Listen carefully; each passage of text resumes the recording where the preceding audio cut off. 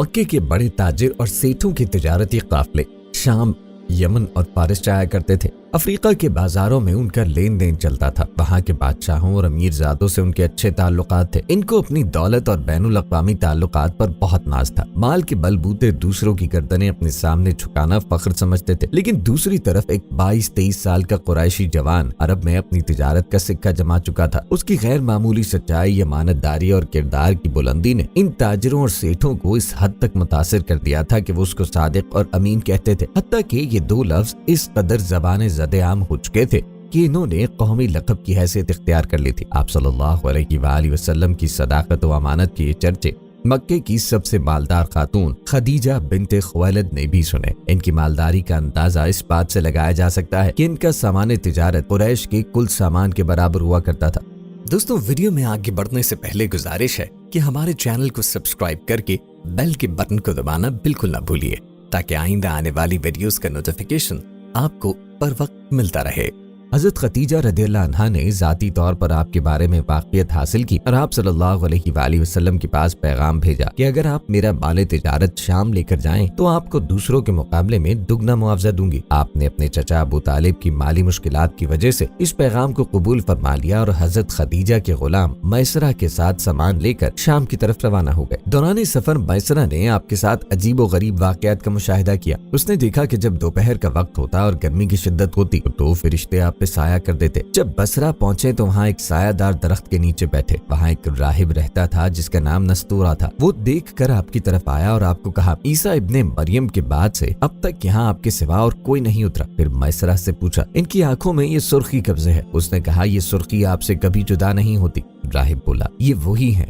मैसरा ने ताज्जुब से उसकी तरफ देखा और पूछा, क्या मतलब ये वही हैं? राहिब ने कहा, ये आखिरी पैगंबर हैं। शाम के सफर से वापसी पर आप सल्लल्लाहु अलैहि वसल्लम ने मुनाफे का माल हजरत खदीजा के सुपुर्द कर दिया। मैसरा ने हजरत खदीजा को सफर के अहवाल बताए और आपकी अमानतदारी और बुलंद अखलाक की बहुत तारीफ की।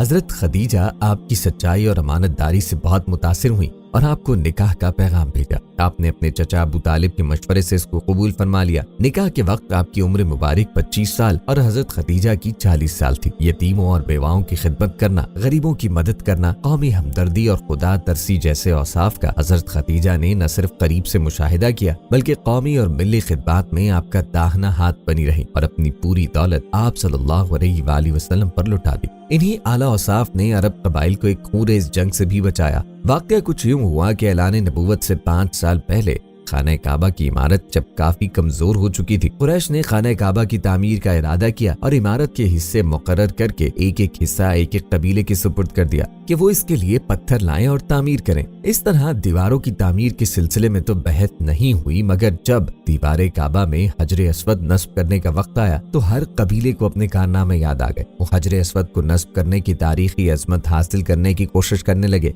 इस पर बहस शुरू हो गई। 3-4 रोज बहस मुबाहिसा और पुरजोश तकारीर में गुजर गए, मगर गर्मी बढ़ती रही और नौबत जंगो क़िताल तक पहुंच गई। अचानक कुछ मुअज़्ज़िज़ लोग संभले और संजीदगी से बातचीत करके ये तय कर दिया कि मामला किसी सालिस के हवाले किया जाए, मगर लोगों के दिमाग इस दर्जा जोश में थे कि किसी के नाम पर मुत्तफिक होना नामुमकिन लग रहा था। इसी दरमियान एक सरदार की ये तजवीज मंजूर कर ली गई कि नाम किसी का न लिया जाए, बल्कि कल सुबह जो शख्स सबसे पहले मस्जिद हराम के दरवाजे से दाखिल हो इसी को अपना सालिस बनाकर फैसला करवा लिया जाए। सबने इस राय को तस्लीम तो कर लिया, लेकिन मुमकिन था कि इस आने वाले पर भी इख्तलाफ हो जाता।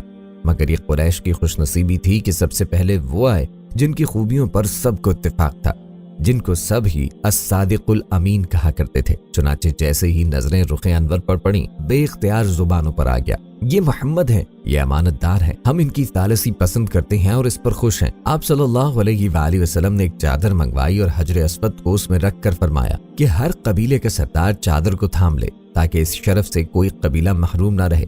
इस फैसले को सब ने पसंद किया और सब ने मिलकर चादर उठाई। जब सब इस जगह पहुंचे जहां उसको रखना था तो आप खुद बनफ्स नफीस आगे बढ़े और अपने दस्ते मुबारक से हजरे अस्वद को उस जगह पर रख दिया। इस तरह आपने इस हसास मामले को ऐसे एहसन अंदाज में हल फरमा दिया कि एक निहायत खौफनाक जंग टल गई और आपस में बजाय गुस्से और नफरत के इत्तेहाद, इत्तेफाक और यकजहती के जज्बात उभर आए, जिसकी वजह से काबतुल्लाह की बाकी मानदा तामीर खुश असलूबी से मुकम्मल कर दी गई और सबकी नजर में آپ صلی اللہ علیہ وآلہ وسلم کی عزت اور عظمت مزید بڑھ گئی۔